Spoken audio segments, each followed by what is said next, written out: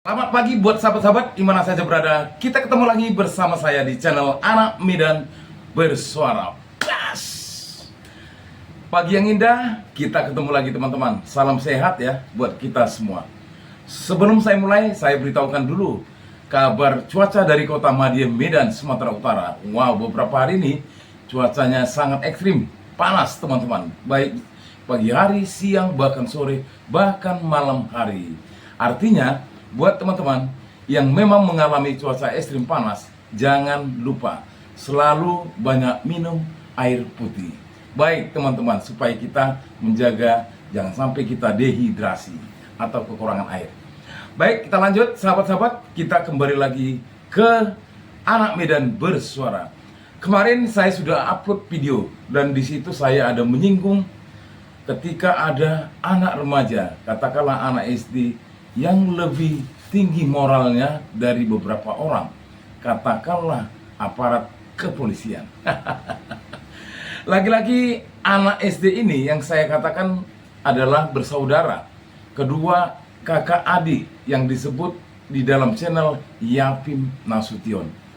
Mereka teman-teman ternyata katanya didatangi oleh beberapa aparat kepolisian dengan kata instruksi Kapolri. Itu katanya.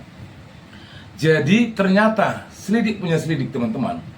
Adik-adik kita ini ternyata adalah seorang seniman yang mengelantunkan musik dengan ciptaannya sendiri. Bayangkan ketika mereka menyinggung ada soal ijazahnya Pak Jokowi. Bagaimana teman-teman? Coba kita ikuti jejak digitalnya melalui channel Tekad Bulat. Kita perhatikan ya. Dan kita intro dulu.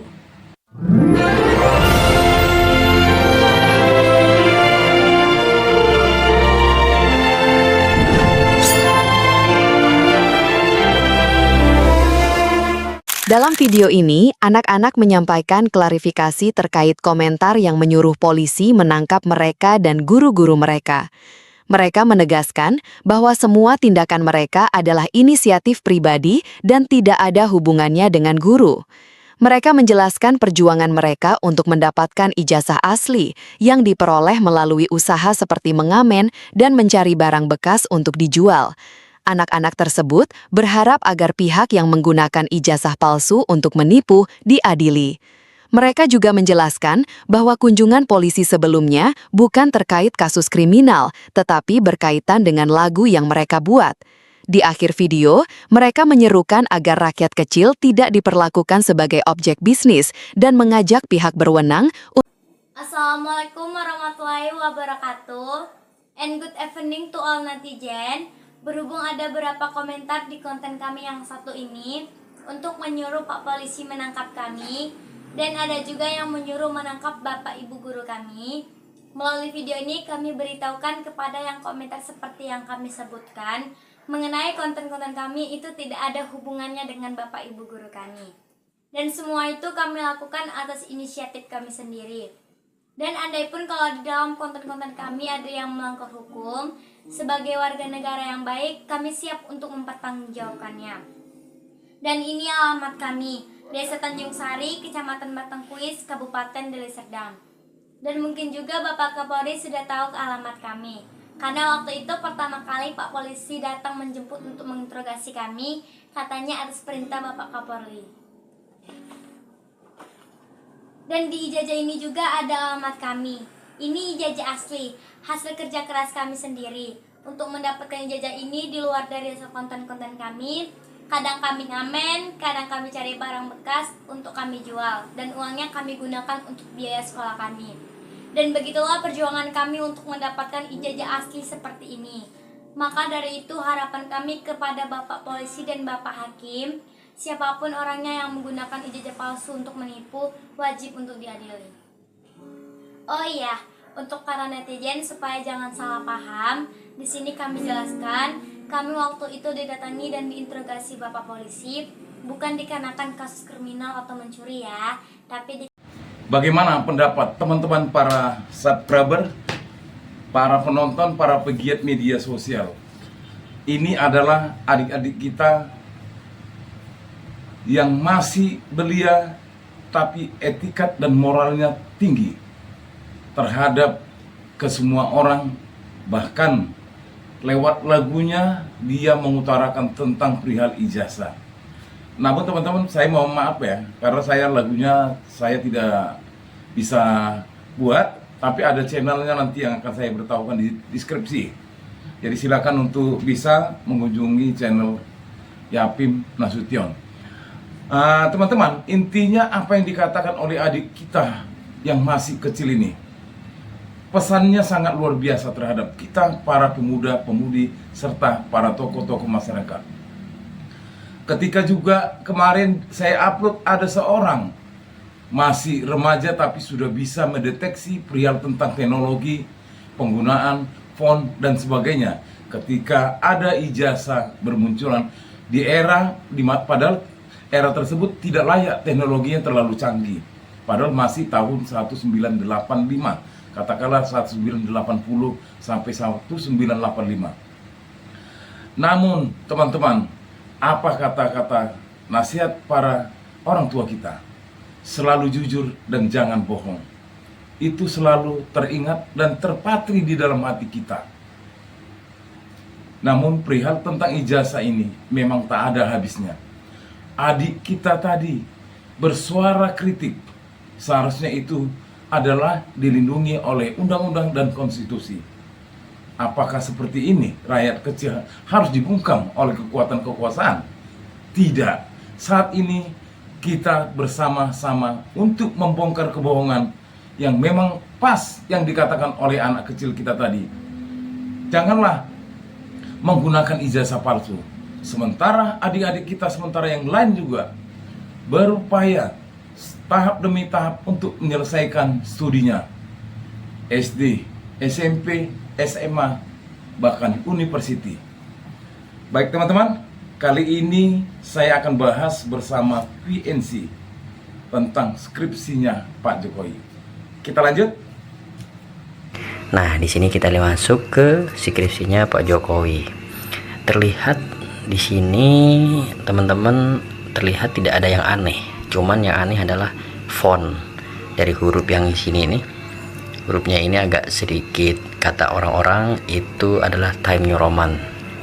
Nah, saya tidak mau ngebahas ke arah sana, cuman saya akan membandingkan dari beberapa skripsi yang ada di sini. Yang pertama, punya Pak Jokowi nih. Kita lihat di bagian bawah. Ini fakultas ya. Ingat, di bagian bawah Fakultas Kehutanan Universitas Gadjah Mada, Yogyakarta. Sedangkan pada tahun yang sama itu menggunakan Departemen Pendidikan dan Kebudayaan. Ingat, di bagian bawah ini pada tahun yang sama, cuman beda jurusan. Nanti kita buktikan sama ijazah yang apa namanya skripsi yang lain. Ini menggunakan departemen yang bagian bawah, yang bagian sini bawah ini menggunakan departemen. Kita masuk ke skripsi dengan jurusan yang berbeda. Nah, ini juga sama, semuanya menggunakan departemen punyanya Tri Mulyono, departemen. Nah, meskipun di sini kita lihat beda daripada jurusan, tetapi kita lihat di bagian bawah pada semua jurusan ini pasti menggunakan departemen. Cuman anehnya punya Pak Jokowi ini menggunakan fakultas. Artinya apa? Artinya kayaknya baru nih, kayak gitu. Nah, sedangkan yang lain kita cek juga punyanya si Yoman nih, juga menggunakan departemen. Nah, juga jenis fontnya juga berbeda semua dibandingkan dengan font dari skripsi Pak Jokowi. Dan yang terakhir adalah pada tahun yang sama menggunakan departemen Departemen Pendidikan dan Kebudayaan. Kita lihat lagi punya Pak Jokowi adalah fakultas nih, fakultas bukan departemen, padahal dengan tahun yang 85 dan yang lain juga di tahun 85, sedangkan yang lain juga di tahun 86, terus ada 86 juga, terus yang lain juga adalah 87 kayak gitu. Jadi semuanya ini saya rasa ini kok agak berbeda begitu kan, kayak baru kayak gitu. Nah, selanjutnya kita lihat pada tulisan. Fokus pada tulisan pada tahun 87, itu tulisannya jauh berbeda dengan punyanya Pak Jokowi yang ada di sini. Nah, 87 ya. Nah, di sini 85 juga berbeda. Mungkin peraturannya, jenis fontnya itu berbeda-beda karena beda jurusan ya. Tetapi kalau di kampus yang sama biasanya peraturannya penulisan itu hampir sama sih sebenarnya. Selanjutnya kita masuk ke di sini punyanya Pak Tri Mulyono nih, departemen juga dengan font itu juga berbeda. Di tulisan atas tulisannya juga berbeda, terus yang lain punya Dewi juga berbeda. Nah, kalau kita lihat ini semuanya ini kurang tahu nih. Nah, fontnya jenis apa, cuman saya fokus pada bagian bawah departemen. Terus yang lain juga departemen yang lain. Nah, ini juga fontnya juga berbeda, bisa kita cek bersama-sama. Ini menggunakan saya ngambil dari situsnya langsung di Universitas Gadjah Mada. Kalau kita lihat dari semua skripsi yang ada pada tahunnya itu menggunakan departemen. Nah, kalau kita cek mulai 85, 86, 87 itu menggunakan departemen. Cuman yang membedakan adalah punyanya Pak Jokowi ini malah terkesan berbeda daripada yang lain seperti itu. Nah, ini fakultas menggunakan fakultas kehutanan ya, sedangkan yang lain fakultas kehutanan yang lain saya cek juga sama kayak gitu kan, tidak berbeda, pokoknya sama dengan yang lain tapi berbeda dengan punyanya Pak Jokowi ini. Teman-teman kita bisa cek sendiri, teman-teman bisa dicek semuanya, kita bisa bandingkan dari berbagai. Saya tidak memihak siapapun, cuman saya hanya ingin tahu seberapa sih apa sih yang yang digaungkan di sosial media gitu kan. Nih juga nih menggunakan departemen, terus departemen juga di covernya menggunakan departemen. Nah, Wow, semakin banyak munculan ya. Waduh, semakin hari semakin banyak saja data-data bermunculan yang mungkin dirasa mereka itu tidak akan tercium, terdeteksi, terlihat. Secara kasat mata skripsi bermasalah. Padahal saudara Rismon sudah mengatakan babak ini babak baru, di mana skripsi Pak Jokowi harus dilaporkan, terindikasi tanda tanya. Begitu juga dengan channel QNC, dengan lugas dan tegas mengatakan perbandingan dari skripsinya Pak Jokowi dengan skripsi yang lain, fakultas yang sama di tahun yang sama, sudah dapat dipastikan jauh berbeda. Bagaimana pendapat para teman-teman sekalian? Tapi begitulah teman-teman ya. Coba kita agak sedikit bergeser teman-teman. Ketika saya membuat satu polling tentang perihal apakah Anda setuju Pak Listio Sigit atau Pak Kapolri dilanjut atau memang diganti? Coba lihat teman-teman. Ternyata sangat luar biasa ya. Banyak masyarakat meminta agar Bapak Kapolri diganti. Ya, mungkin ini tinggal menunggu tahapan-tahapan dari Bapak kita Pak Prabowo ya, masanya Pak Prabowo. Jadi memang artinya teman-teman, ketika Bareskrim sudah merilis, ternyata di sini kunci keberhasilan sahabat-sahabat kita saudara Rismon, Sianipar dan kawan-kawan, bahkan mungkin tokoh-tokoh masyarakat. Artinya justru Bareskrim lah yang membongkar bahwasanya ijazah Pak Jokowi patut dan memang dinyatakan harus dicek keabsahannya. Dengan tegas dan lugas, Bareskrim menampilkan beberapa pendukung-pendukung data yang ternyata membuat amunisi kuat bagi Rismon dan kawan-kawan. Memang seperti itulah teman-teman. Kalau memang api kebenaran terus dinyalakan, tak akan ada yang bisa memadamkan. Biarpun setutup apapun rapinya kebohongan yang disimpan, tertata rapi, suatu saat pasti akan terurai satu demi satu. Baik teman-teman, kali ini saya akan melanjut apa yang dikatakan QNC Channel. 5 langkah tuntaskan skandal ijazahnya Pak Jokowi. Apa itu? Kita lanjut videonya. Kami Universitas Gadjah Mada, di mana Bapak Joko Widodo pernah menempuh pendidikan, perlu menyampaikan beberapa hal sebagai berikut. Yang pertama, Bapak Insinyur Joko Widodo adalah alumni Prodi S1 di Fakultas Kehutanan Universitas Gadjah Mada angkatan tahun 1980. Yang kedua, Bapak Insinyur Joko Widodo dinyatakan lulus dari UGM tahun 1985 sesuai ketentuan dan bukti kelulusan berdasarkan dokumen yang kami miliki. Yang ketiga, atas data dan informasi yang kami miliki dan terdokumentasi dengan baik, kami meyakini mengenai keaslian ijazah sarjana S1 Insinyur Joko Widodo dan yang bersangkutan benar-benar lulusan Fakultas Kehutanan Universitas Gadjah Mada. DM adalah memberikan informasi bahwa Joko Widodo itu tercatat dari awal sampai akhir melakukan tridharma perguruan tinggi di Universitas Gadjah Mada, dan kami memiliki bukti-bukti, surat-surat, dokumen-dokumen yang ada di Fakultas Kedokteran. Terkait ijazah yang tadi sudah kami jelaskan juga, kita melaksanakan uji banding. Uji banding yang diuji adalah semua ijazah asli, baik pembandingnya itu ijazah asli pada angkatan dan tahun yang sama seangkatan beliau Pak Jokowi. Kita uji, kemudian dari 3 pembanding ini kita uji punya ijazah Bapak Jokowi. Yang tadi kami sampaikan bahwa yang diuji terkait beberapa hal yang sudah kita sampaikan, hasilnya identik. Bahkan kami dari penyidik pun map yang digunakan itu masih sama.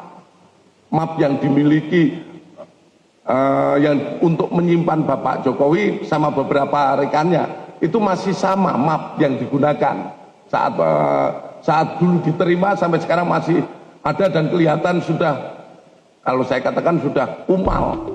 Pertama, tunjukkan saja ijazah asli secara terbuka. Kalau memang tidak ada masalah dengan ijazah mantan Presiden Jokowi, kenapa hal sesederhana ini tidak kunjung dilakukan secara terbuka? Bukankah solusi paling cepat dan elegan adalah menunjukkan dokumen aslinya secara fisik di hadapan publik, lengkap dengan verifikasi dari lembaga independen yang kredibel? Selama ini yang diperlihatkan ke publik hanyalah salinan atau fotokopi yang kualitasnya buram, tidak konsisten, bahkan disebut-sebut mengandung kejanggalan teknis seperti jenis font dan nomor urut yang tak lazim. Bukankah justru ini memperkeruh keadaan? Semakin lama dibiarkan seperti ini, semakin besar kecurigaan masyarakat. Apalagi ketika yang menyuarakan pertanyaan ini justru dikriminalisasi atau dibungkam, bukan diberi jawaban yang transparan. Padahal rakyat tidak sedang menuntut hal yang mustahil. Mereka hanya meminta kejelasan atas dokumen yang menjadi dasar legalitas pencalonan presiden, jabatan publik tertinggi di negeri ini. Kalau untuk mendaftar PNS saja harus pakai ijazah yang bisa diuji, diverifikasi, bahkan bisa digugurkan jika palsu, mengapa saat menyangkut presiden, publik justru harus menerima begitu saja tanpa ruang kritis? Lalu, kenapa istana tidak mengadakan konferensi pers resmi menampilkan ijazah asli langsung dari tangan presiden, didampingi oleh perwakilan kampus, Kementerian Pendidikan, dan lembaga forensik dokumen independen? Mengapa kita hanya diberi potongan-potongan gambar dari layar media yang tidak bisa dibuktikan keabsahannya secara akademik dan legal? Kritiknya sederhana namun tajam. Kalau benar tidak ada yang disembunyikan, seharusnya proses klarifikasi ini selesai dalam 1 hari, bukan bertahun-tahun. Transparansi yang sederhana bisa menutup spekulasi. Tapi ketika justru yang muncul adalah penghindaran, pengalihan isu, dan tindakan represif terhadap pengkritik, publik punya alasan untuk semakin curiga. Dan disinilah pertanyaan reflektifnya muncul dengan tajam. Jika menunjukkan ijazah asli adalah cara paling cepat untuk meredam tuduhan, lalu kenapa tidak pernah dilakukan secara terbuka dan meyakinkan? Apa yang sebenarnya ditakuti dari keterbukaan ini? Apakah mungkin yang sederhana justru jadi rumit karena ada sesuatu yang memang sengaja disembunyikan? Kedua, setelah menunjukkan dokumen fisik secara terbuka, langkah logis berikutnya adalah melakukan audit forensik independen terhadap ijazah tersebut. Jangan berhenti di tataran visual semata. Tampilkan proses ilmiah yang bisa diuji, diulang, dan dipercaya. Publik tidak cukup diyakinkan hanya dengan gambar ijazah atau klaim satu pihak. Yang dibutuhkan adalah pemeriksaan objektif secara forensik. Kertasnya dari tahun berapa, tintanya jenis apa, apakah tanda tangan dan cap itu otentik, dan apakah seluruh unsur dalam dokumen itu konsisten dengan standar akademik di tahun yang diklaim. Isu yang muncul di publik bukan sekadar karena ada yang iseng mencurigai. Ada banyak kejanggalan teknis yang dibahas serius oleh para akademisi dan pengamat dokumen. Mulai dari penggunaan font Times New Roman yang disebut belum tersedia secara umum di era 1980-an hingga format penulisan yang dinilai tidak lazim. Kalau ini hanya dijawab dengan retorika atau narasi sepihak, maka persoalan tak akan pernah selesai. Maka pertanyaannya, kenapa tidak dibuka saja ruang bagi audit ilmiah yang dilakukan oleh tim ahli dokumen independen yang tidak punya kepentingan politik dan bisa bekerja secara objektif? Negara ini punya teknologi canggih untuk mengaudit pajak, memeriksa rekening, bahkan menyadap pembicaraan. Lalu, kenapa justru pada hal sesederhana ini, selembar ijazah, kita seperti kehilangan kapasitas verifikasi? Lebih ironis lagi, ketika publik mempertanyakan hal ini, jawaban yang muncul adalah pembelaan emosional, bukan data ilmiah. Sementara semua tahu, dalam dunia akademik dan hukum, yang dibutuhkan bukan loyalitas, tapi bukti yang bisa diuji. Audit forensik seharusnya bukan sesuatu yang menakutkan, jika memang tak ada yang perlu disembunyikan. Dan ini yang harus direnungkan bersama. Kalau negara yakin ijazah itu asli, mengapa enggan membukanya untuk audit ilmiah terbuka? Apa yang lebih membahayakan? Hasil audit yang jujur, atau terus membiarkan rakyat hidup dalam ketidakpastian dan kecurigaan? Kenapa kita sebagai bangsa lebih mudah percaya pada opini, tapi takut pada bukti ilmiah? Ketiga, setelah audit dokumen dilakukan secara ilmiah, maka langkah berikutnya yang tak kalah penting adalah menghadirkan orang-orang yang terlibat langsung dalam proses akademik Presiden Jokowi. Jika benar beliau pernah kuliah, tentu seharusnya ada dosen pembimbing skripsi, dosen penguji, teman seangkatan, bahkan petugas administrasi yang bisa bersaksi secara langsung dan terbuka. Namun yang jadi pertanyaan besar, mengapa hingga hari ini sosok-sosok kunci itu tidak muncul ke publik dengan jelas dan gamblang? Kita hanya mendengar nama-nama yang disebut sepihak, terkadang berubah-ubah, terkadang justru dibantah oleh orang yang bersangkutan sendiri. Misalnya, ada yang disebut sebagai dosen pembimbing, tapi kemudian orang itu justru berkata, saya tidak pernah membimbing skripsinya Jokowi. Ini bukan hal sepele. Ini menyangkut kredibilitas akademik seseorang yang pernah menjabat 2 periode sebagai Presiden Republik Indonesia. Dalam dunia akademik, sidang skripsi bukanlah proses sembunyi-sembunyi. Selalu ada catatan administratif, berita acara sidang, penguji, nilai akhir, dan tentu saja skripsi itu sendiri yang biasanya tersimpan di perpustakaan kampus. Tapi dalam kasus ini, semuanya serba kabur. Skripsi tidak bisa diakses publik. Data dosen pembimbing tidak konsisten, dan anehnya, tak ada satupun video, foto, atau arsip sidang skripsi Presiden Jokowi yang bisa divalidasi secara publik. Apakah ini normal? Kita sedang berbicara soal seorang presiden, bukan mahasiswa biasa. Maka wajar jika publik meminta pembuktian yang lebih terbuka dan kredibel. Dalam kasus-kasus kontroversial di negara lain, banyak tokoh publik yang bersedia tampil bersama dosen dan rekan kuliahnya untuk mengakhiri spekulasi. Mengapa tidak dilakukan hal yang sama di Indonesia? Dan disinilah pertanyaan yang harus kita renungkan bersama. Mengapa dosen pembimbing dan saksi akademik justru seolah menghilang dalam kasus ini? Kalau memang semuanya ada dan nyata, kenapa tidak dimunculkan bersama bukti otentiknya untuk mengakhiri semua tuduhan? Apakah ini soal lupa, soal takut, atau ada sesuatu yang memang tidak ingin dibuka ke publik? Jika kita tidak bisa menghadirkan saksi akademik yang konkret dan bisa diverifikasi, maka narasi resmi akan terus dipertanyakan.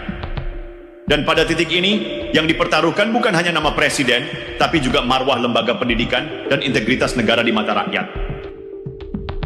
Keempat, jika pemerintah enggan membuka tabir ini secara penuh, maka sudah semestinya Dewan Perwakilan Rakyat turun tangan. Bukan untuk mencari sensasi politik, tapi untuk menjalankan fungsi pengawasan konstitusional yang memang menjadi tugas mereka. Salah satu langkah konkret yang bisa diambil adalah membentuk tim pencari fakta atau bahkan panitia khusus, pansus, untuk menyelidiki keabsahan ijazah Presiden Jokowi secara resmi dan terbuka. Kenapa ini penting? Karena kita sedang membicarakan legitimasi formal seorang presiden. Ini bukan isu remeh seperti honor artis atau bansos yang tertunda. Ini soal keabsahan dasar hukum pencalonan presiden, yang jika tidak terbukti valid, bisa berdampak sangat serius secara politik, hukum, bahkan sejarah. Selama ini DPR telah membentuk pansus atau TPF untuk banyak isu, bahkan untuk persoalan yang jauh lebih ringan. Tapi mengapa ketika menyangkut persoalan sepenting ini, parlemen justru diam, gamang, atau bahkan ikut membela tanpa data? Apakah DPR sudah kehilangan daya kritisnya? Atau memang ada kekuatan yang membuat lembaga ini tak lagi berani menyuarakan keraguan publik? Padahal, jika DPR bersikap jernih dan netral, pembentukan TPF justru bisa menjadi jalan tengah yang menyejukkan. Dengan melibatkan para pakar hukum, ahli dokumen, akademisi, dan auditor independen, masyarakat bisa mendapatkan penjelasan yang transparan dan objektif. Kalau hasilnya memang menunjukkan keaslian ijazah, maka spekulasi bisa dihentikan. Tapi jika ditemukan kejanggalan, negara masih punya waktu untuk bertindak berdasarkan hukum. Di titik ini, pertanyaan reflektifnya menjadi sangat serius. Kalau DPR berani membentuk pansus untuk kasus-kasus kecil, kenapa justru diam dalam isu besar seperti ini? Apakah anggota dewan kita benar-benar bekerja untuk rakyat atau hanya patuh pada kepentingan partai dan kekuasaan? Dan jika DPR gagal menjaga akuntabilitas presiden, siapa lagi yang bisa diharapkan menjadi benteng terakhir demokrasi? Diamnya DPR dalam isu sebesar ini hanya akan menambah daftar kekecewaan publik terhadap wakil rakyat. Dan lebih dari itu, menurunkan wibawa lembaga legislatif yang seharusnya menjadi penyeimbang kekuasaan eksekutif. Kelima, setelah semua upaya transparansi dan audit ilmiah serta pengawasan dari DPR, langkah terakhir yang tak kalah penting adalah membuka ruang hukum yang jujur, netral, dan bebas dari tekanan politik bagi siapapun yang ingin menggugat atau menguji keabsahan ijazah presiden. Negara harus memberikan akses yang adil dan terbuka kepada lembaga peradilan untuk menyelesaikan polemik ini secara hukum, bukan dengan cara mengkriminalisasi atau mengintimidasi pengkritik yang hanya menuntut kejelasan. Kalau demokrasi benar-benar sehat, maka ruang dialog dan kritik, bahkan terhadap hal yang paling sensitif sekalipun, harus dijaga. Bukankah pertanyaan soal ijazah ini muncul justru dari keresahan rakyat yang ingin memastikan pemimpinnya berintegritas? Bukan dari niatan mencari gaduh, melainkan dari keinginan memperoleh kejelasan dan keadilan. Namun, kenyataannya yang sering terjadi adalah kritik disamakan dengan hoaks, penggugat dituding sebagai pengacau, dan orang yang mempertanyakan dipojokkan seolah anti negara. Ini jelas bukan ciri negara demokrasi yang terbuka dan menghormati hak sipil. Justru sebaliknya, jika ruang kritik terus dikekang dan jalur hukum dikunci, maka kita tidak jauh beda dengan negara otoriter yang anti kebebasan berpendapat. Maka pertanyaan reflektif terakhir yang harus kita renungkan bersama adalah, jika ruang hukum tidak terbuka dan netral, lalu bagaimana rakyat bisa mempercayai sistem keadilan? Apa bedanya kita dengan negara yang membungkam suara rakyat? Dan sampai kapan kita akan membiarkan persoalan yang sedemikian penting ini terus mengendap tanpa penyelesaian? Akhirnya, penyelesaian yang sebenarnya tidak rumit. Dari mulai transparansi dokumen, audit ilmiah, kesaksian akademik yang jelas, pengawasan legislatif yang tegas, sampai ruang hukum yang adil dan terbuka. Jika semua ini dijalankan, maka kasus ijazah Presiden Jokowi bukan hanya bisa dituntaskan, tapi juga menjadi contoh bagaimana sebuah negara demokrasi yang sehat bekerja secara jujur dan bertanggung jawab. 5 cara ini sebenarnya sangat sederhana jika memang tidak ada yang disembunyikan.